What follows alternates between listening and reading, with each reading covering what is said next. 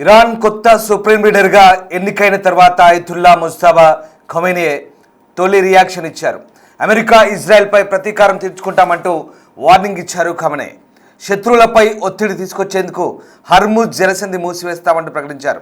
గల్ఫ్లోని America స్థావరాలపై దాడులు continue చేస్తామన్నారు ముజ్తబా. America స్థావరాలను మూసివేయాలంటూ demand చేశారు. సుప్రీం లీడర్ ప్రకటన మీడియాలో ప్రసారమైంది. పొరుగు దేశాలతో సంబంధాలు మెరుగుపరుచుకుంటామన్నారు. ముజ్తబా ప్రకటనపై నెతన్యాహు రియాక్షన్ ఇచ్చారు.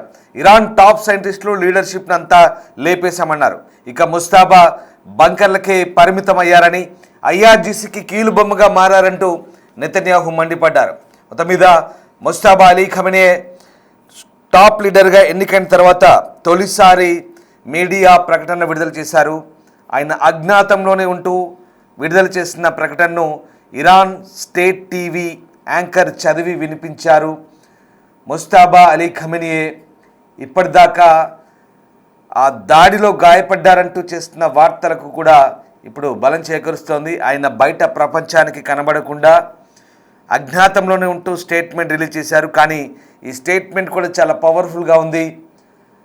ఇరాన్ అమరవీరుల రక్తాన్ని వృధాగా పోనివ్వబోమంటూ ముజ్తబా ప్రతిజ్ఞ చేశారు. ఇక ప్రతీకారం తీర్చుకుంటామంటూ కూడా శత్రు దేశాలను హెచ్చరించారు. ప్రధానంగా తమ చుట్టూ ఉన్న దేశాల్లో అమెరికా స్థావరాలను వెంటనే మూసుకొని వెళ్ళాలంటూ తీవ్రమైన పదజాలంతో హెచ్చరించారు. లేదంటే కంటిన్యూగా దాడులు కొనసాగుతాయంటూ ఆయన హెచ్చరించిన పరిస్థితి కనబడుతోంది. అయతుల్లా ముజ్తబా ఖొమైనీ ఇరాన్ కొత్త సుప్రీం లీడర్గా ఎన్నికైన తర్వాత ఇచ్చినటువంటి తొలి రియాక్షన్ ఇది.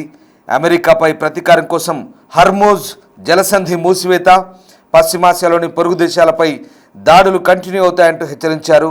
ఇరాన్ అధికారిక టెలివిజన్ న్యూస్ యాంకర్ గురువారం ఖొమైనీ ప్రకటనను చదివి వినిపించారు. ఆయన మాత్రం మీడియా ముందుకు రాలేదు. ఫిబ్రవరి 28న జరిగిన దాడుల్లో అయతుల్లా అలీ ఖొమైనీ మరణించగా ముజ్తబా కూడా తీవ్రంగా గాయపడ్డట్టు, ఆయన పరిస్థితి విషమంగా ఉందని కొన్ని నివేదికలు వచ్చాయి. కానీ తాజా ప్రకటన ఆయన ఆరోగ్యంపై జరుగుతున్న ప్రచారానికి తెరదించినట్లయింది. ఇక ఈ ప్రాంతంలో అమెరికా సైనిక స్థావరాలు పనిచేస్తూనే ఉంటే తాము దాడులు కంటిన్యూ చేస్తామంటూ హెచ్చరించారు. దాడులు తప్పవన్నారు.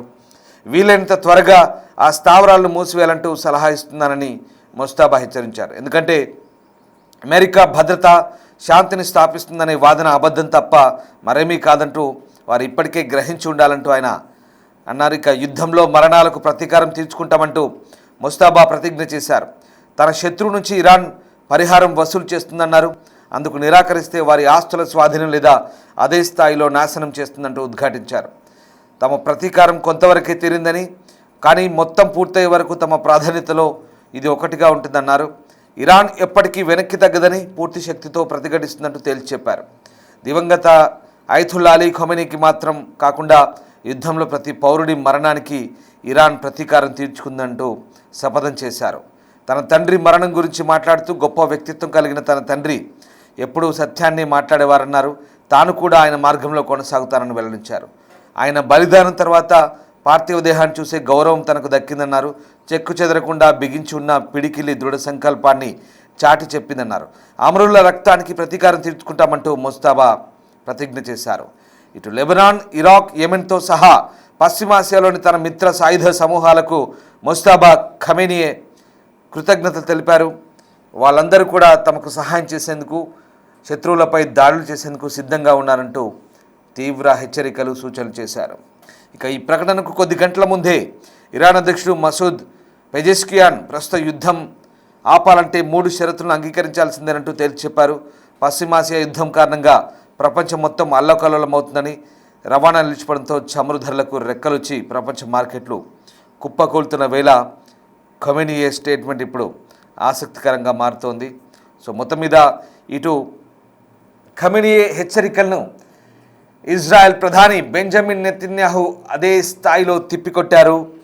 ముజ్తబా ఖొమైనీ ఐఆర్జీసీకి ఓ కీలుబొమ్మ అంటూ తీవ్రంగా హెచ్చరించారు.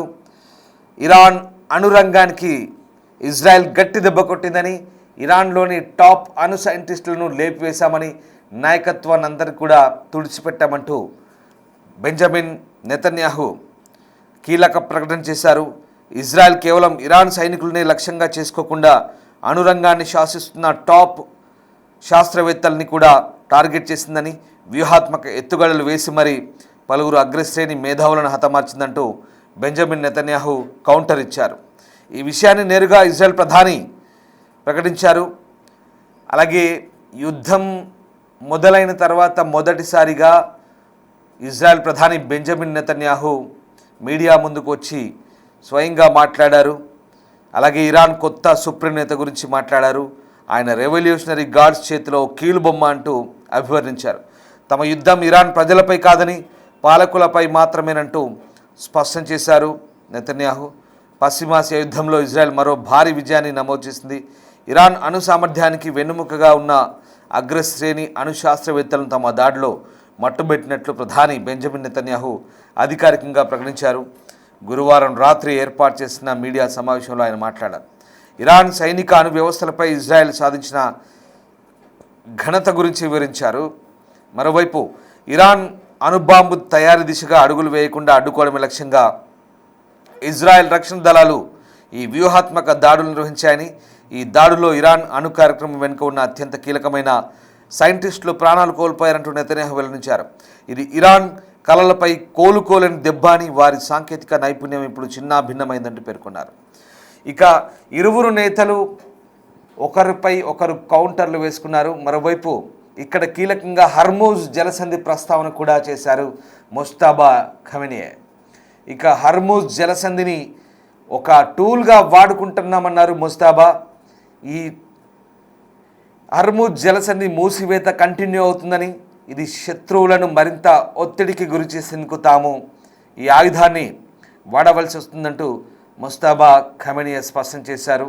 ప్రధానంగా ఈ హర్మూజ్ జలసంధి మూసివేత ద్వారా ఆర్థిక రంగాన్ని పూర్తిగా ఇబ్బంది పెట్టడం ద్వారా శత్రువుపై తాము ఒత్తిడి తీసుకురావడమే తమ ప్రధాన లక్ష్యంగా దీన్ని వాడుకుంటున్నట్లుగా ముజ్తబా అలీ ఖమేనీ ప్రకటించారు. మరోవైపు ఈ ప్రకటనల పరంపర కొనసాగుతున్నప్పటికీ కూడా అటు దాడుల తీవ్రత కొనసాగుతూనే ఉంది. దాడులు ప్రతిదాడులతో ఓవైపు పశ్చిమాసియా అంతా భగ్గుమంటుంది. తాజాగా జరిగిన దాడులు కూడా ఇందుకు నిదర్శనంగా కనబడుతున్నాయి. ఇక కువైట్, బహ్రెయిన్, అలాగే ఖతర్, తర్వాత సౌదీ లాంటి ప్రాంతాల్లో మళ్ళీ దాడులు కంటిన్యూ చేసింది ఇరాన్. మరోవైపు ఇజ్రాయెల్ ఇటు ఇరాన్తో పాటు అటు లెబనాన్పై విరుచుకుపడుతోంది. ప్రధానంగా దక్షిణ తూర్పు లెబనాన్పై చేసిన దాడులో ఇప్పటి వరకు 650 మందికి పైగా మృతి చెందినట్టుగా లెబనాన్ ఆరోగ్య మంత్రిత్వ శాఖ చెబుతోంది. దీనికి ప్రధాన కారణం కూడా లెబనాన్ వైపు నుంచి హెజ్బుల్లా ఇరాన్కు మద్దతుగా దాడులు చేస్తుండడమే కారణంగా తెలుస్తోంది. మరోవైపు ఇటు ఇజ్రాయెల్ చేస్తున్న దాడుల్లో ఇప్పటికే 1400 మందికి పైగా మృతి చెందినట్టుగా అధికారికంగా లెక్కలు చెప్తున్నాయి. మొత్తం మీద ఈ దాడులు ప్రతిదాడులు కొనసాగుతున్నాయి.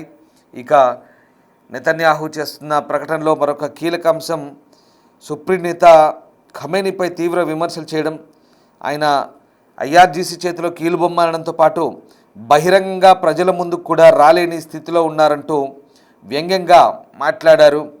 దమ్ముంటే బయటకు వచ్చి సవాలు విసిరారంటూ ఆయన కీలక ప్రకటన చేశారు. ఇక ఇరాన్ పాలన ఇప్పుడు మత గురువుల చేతుల్లో లేదని, అది పూర్తిగా సైన్యం కబంధ హస్తాల్లోకి వెళ్ళిపోయిందంటూ ఆరోపించారు. అలాగే ఇరాన్ అగ్రనాయకత్వాన్ని ఇజ్రాయెల్ టార్గెట్ చేయబోతుందన్న ప్రశ్నకు నెతన్యాహు తన స్టైల్లో సమాధానం ఇచ్చారు.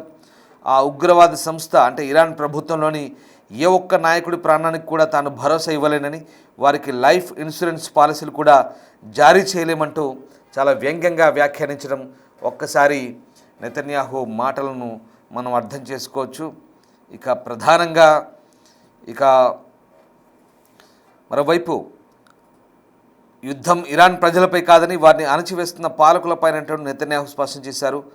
ఇంకో స్టేట్మెంట్ కూడా ఇచ్చారు. ఇరాన్ ప్రజలారా, మీ దేశం ఒక కొత్త స్వేచ్ఛా పదం వైపు పయనించే సమయం ఆసనమైందని, ఇజ్రాయెల్ ఎప్పుడు మీకు అండగా ఉంటుందని, అంతిమంగా మార్పు అది మీ చేతుల్లోనే ఉందంటూ ఆయన స్పష్టం చేశారు. ఇక ఈ నిర్ణయం మీరే తీసుకోవాలంటూ ఇరాన్ ప్రజలకు నేరుగా ఆయన సందేశాన్ని పంపారు.